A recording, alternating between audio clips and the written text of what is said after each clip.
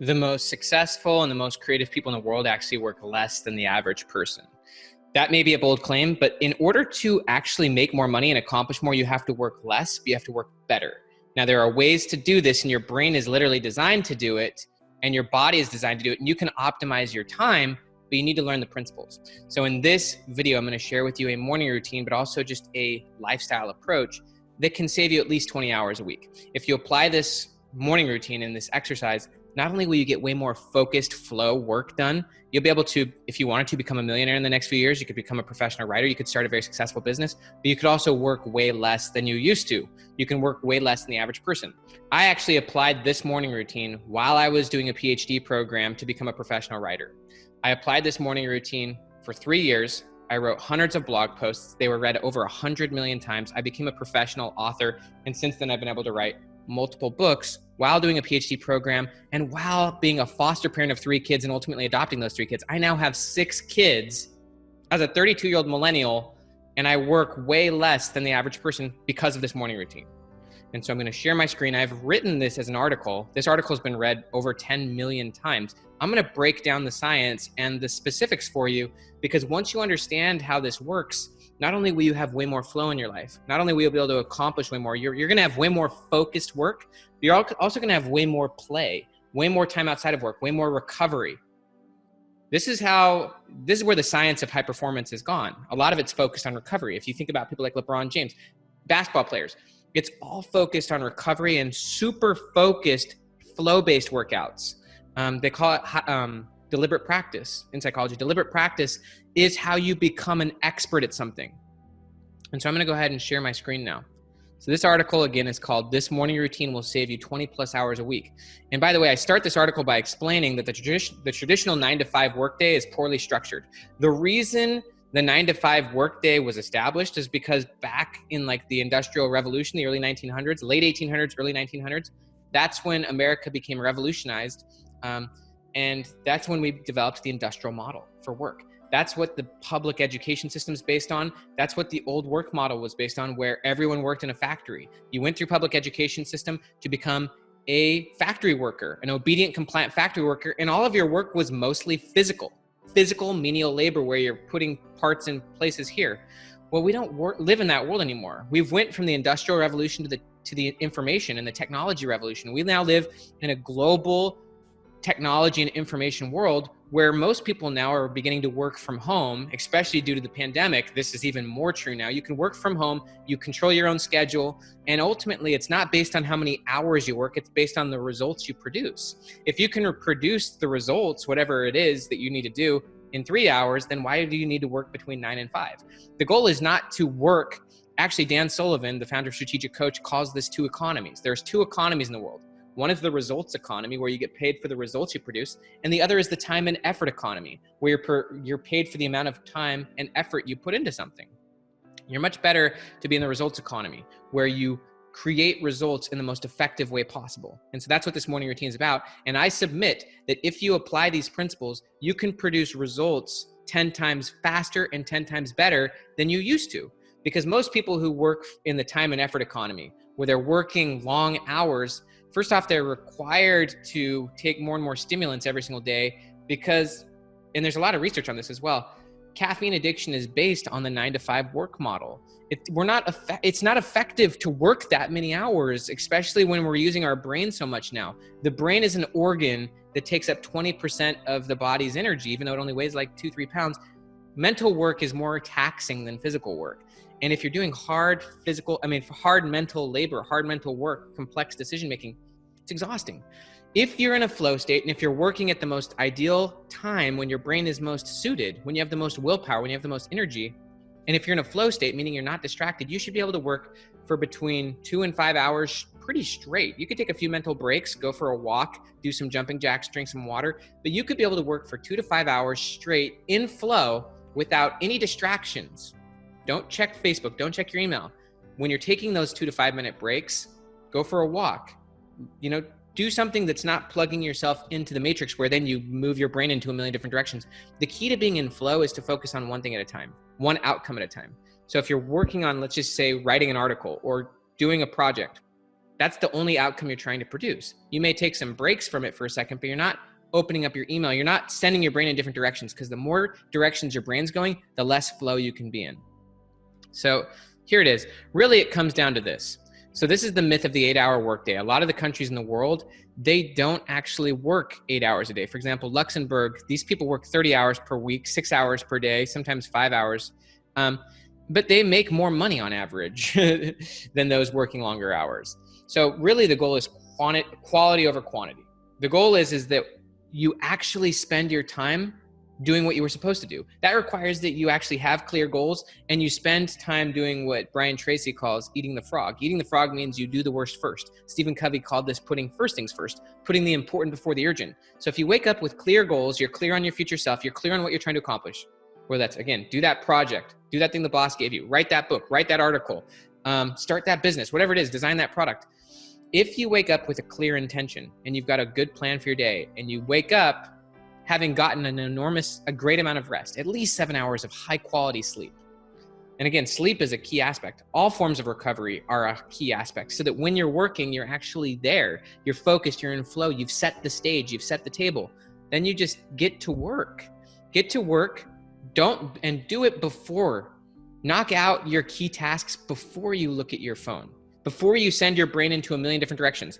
Most people, they wake up and within the first 6 to 8 minutes of their day, they've already opened up their email, they've opened up their social media, they've already sent their brain into 1,000 different directions, they've sped their brain from what's called the alpha state to the beta state, and so as a result, they can't focus. And then they're just distracted and non-focused throughout the whole day. And they're basically like a person walking through a casino. They're ping-ponged on all of the different distractions, and they're never in flow, they never create important work, they never do what Cal Newport calls deep work. And they don't experience flow at home or at work. They're never really with their family. They're never really recovering. They're always a little stressed. They're always feeling like a fraud, always regretful. You can only have confidence, or what psychologists call identity capital, what Stephen Covey calls having a personal bank account, which is basically confidence and integrity and character, by doing what you want to do and what you need to do, putting first things first. For example, I know on all the days when I wake up and I just distract myself on social media or something, that I feel like a failure when I go home to my kids. I feel like I wasted mine and their time. And I know I set both of us up for a less of a future. But when I go to work and I focus on first things first, I knock out my goals, then I can go home and just completely turn off. You can go on and off only if you accomplish what you were supposed to. And what you were supposed to do is fewer things. 80-20 principle says that 80% of your results come from 20% of what you do. This again is why you can save at least 20 hours per week, because you're probably doing 80% of the things that are costing you all your time and effort. 80% of what you're doing is only producing 20% of your results. So what would happen if you just removed that 80% and either delegated it, outsourced it, or removed it from your life and only focused on the few things that produce the big results? Again, you're either in the results economy or you're in the time and effort economy. So the key here is this. Wake up with a plan. Go to bed with a plan, which the night before, maybe you spent 3 to 5 minutes making the plan so that you could actually wake up with a purpose. Wake up, and again, James Clear does this. James Clear wrote the book Atomic Habits. He does not look at his phone until noon. Very smart, very smart. No. And really, you want to use your phone technology, which is basically other people's agendas. You want to use that as a tool. You don't want that tool to drive you. Most people are driven by that tool. So you don't have to wait until noon, but you want to eat the frog before you look at your phone. You want to accomplish your most important work, 2 to 5 hours of focused flow, and then be done.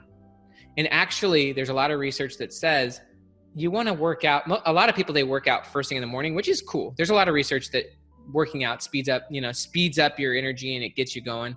And that if you get high intensity workout, like for example, before taking a test, you can perform better on that test. I'm all for that. But there's also a lot of research that says that you're going to work out a lot better and get way more out of it if you do it at least like a couple hours after you've woken up. And I find that the optimal morning routine is this. Wake up, get yourself into a different environment, get yourself energized, write in your journal, write about your goals, and then ultimately take action on your frog, whatever that is. 60 to 90 minutes plus whatever you can get. At least 60 minutes in flow, but if you can get 2 to 5 hours in flow, working on your number one goal. For me, it used to be writing articles. For me, now it's writing books, making videos like this. But if you do that in a flow state where there's nothing else distracting you, you haven't already opened up social media, you're not already distracted by a million things, you're just knocking out that one thing. Then ultimately you just recover. You recover you take breaks. There's a lot of research on this topic. It's called psychological detachment from work. Basically, the idea is you need to take breaks from work. In order to be in a flow state, in order to fully engage in your work, you need to fully disengage. As I've already said in this video, the way to fully disengage is to actually have done the work. You need to actually have focused flow and done what you said you would do what you want to do, take action and actually move your projects forward so that you're becoming your desired future self. And then ultimately, because you did that, you actually can give yourself permission to fully unplug because you're in integrity. You fully unplug and then you give the energy and attention to the other areas of your life, whether that be hobbies, recreation, family, whatever you want to do. Just recover, because by recovering, you're going to actually fully recover. But what's interesting about it as well is there's a lot of research that shows 16% of creative ideas happen while you're at work. Most creative ideas happen while you're recovering. And so because you've hit it so hard, you're going to actually, while you're asleep, for example, with fitness, you actually get stronger while you're asleep. You gain muscle while you sleep.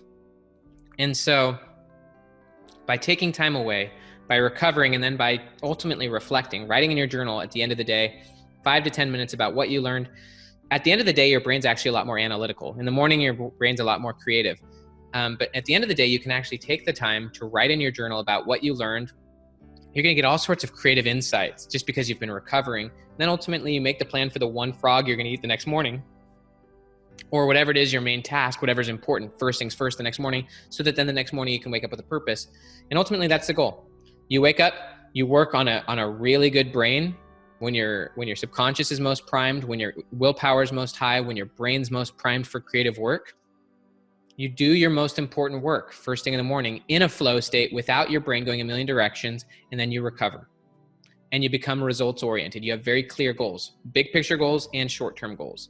You've got weekly goals for what you're trying to accomplish that week. You've got your daily 1 to 3 accomplishments you're trying to accomplish that day. You've got quarterly goals, and your future self is increasingly clear. If you've got clear goals, that's going to help you be in flow. If you design your life and environment really well, that's going to help you be in flow. If you recover really well, that's going to help you be in flow. If you're invested in your goals, that's going to help you be in flow. Investing in, for example, mentorship. If you have deadlines, that's going to help you be in flow. As you know, I think it's Parkinson's law that work fills the space you give it. And so if you have short timelines, you'll be able to get things done. For example, this month, I'm filming this in December of 2020. I have to almost write 2 full books this month in December because I've got deadlines, but I know that I'm going to do it because there's a deadline. And so I have to be in flow because my situation demands it. That's another aspect, is designing demanding situations. That's called a forcing function. Will Durant, the famous historian, said that the ability of the average person could be doubled if the situation demanded it. A lot of research on psychology shows that, the Pygmalion effect says that we're either rising or falling to the demands of our situation. One of the reasons why I actually learned this morning routine and had to apply it is because when I was in my PhD program, my wife and I became foster parents of 3 kids. And so as a college student, I used to have all the time in the world. And when you have all the time in the world, you're going to waste it. As the saying goes, if you want to get something done, give it to a busy person, because they actually know how to spend their time. Well, once my wife and I got foster kids, after I came home from school, I had to help my wife because she was freaking busy and crazy. It was crazy having those kids in the beginning. They were crazy in the beginning. They've really transformed. It's been amazing, and we've transformed.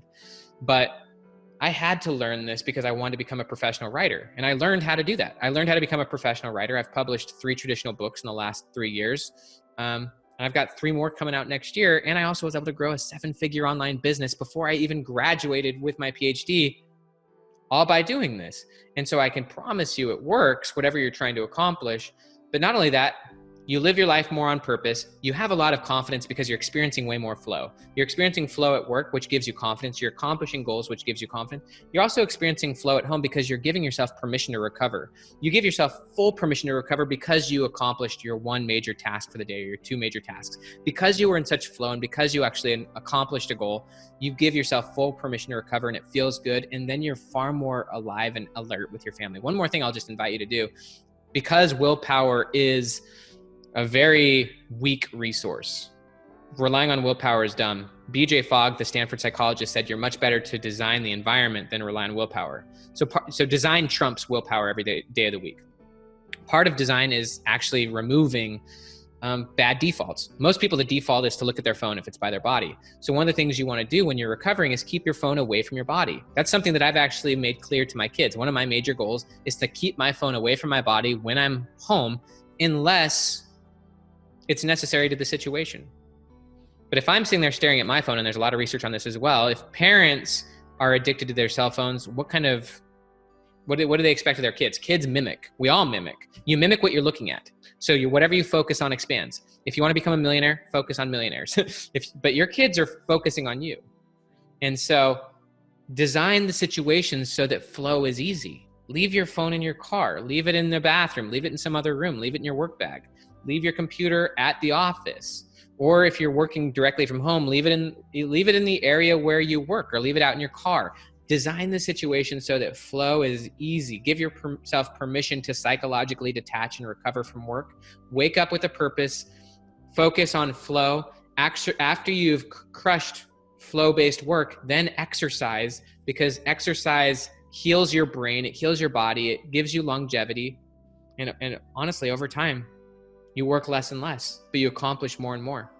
That's the morning routine that will help save you at least 20 hours per week. I'm Dr. Benjamin Hardy. Down below is my free 30-day future self course. A lot of science on how you can create, imagine, and become your desired future self. Full course down below for free. Have a great day.